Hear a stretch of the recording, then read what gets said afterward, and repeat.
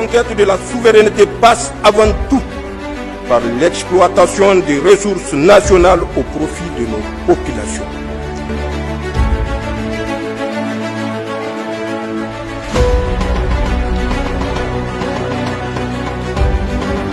La visite du président Ibrahim Traoré à Bobo Dioulasso s'inscrit dans une politique de transformation structurelle de l'économie rurale et vise à renforcer la souveraineté alimentaire du Burkina Faso dans le cadre de l'initiative offensive agro-pastorale et halieutique 2023-2025.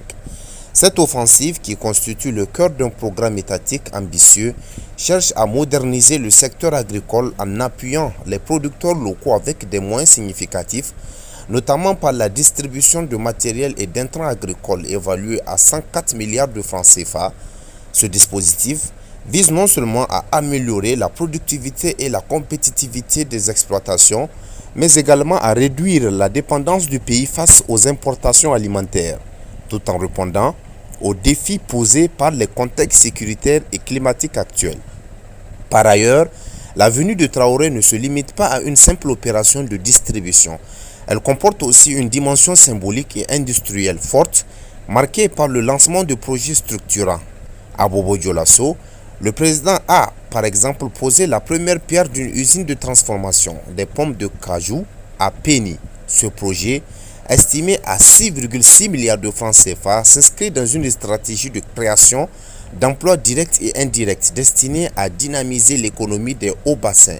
De plus, un projet visant à construire une unité de production de médicaments vétérinaires à Samandéni au coût de 20 milliards de francs CFA témoigne d'un effort pour moderniser et renforcer le secteur de la santé animale, indispensable pour la compétitivité agroalimentaire du pays.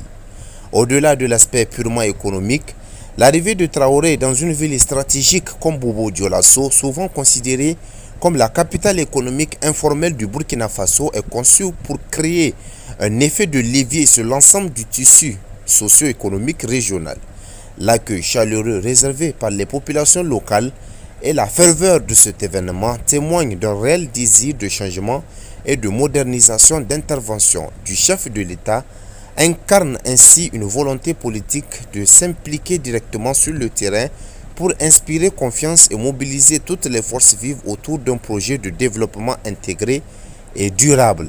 Cette démarche multidimensionnelle alliant soutien pratique aux agriculteurs et stimulation industrielle et mobilisation populaire soulève des interrogations sur la manière dont ces politiques pourront répondre aux défis structurels et logistiques.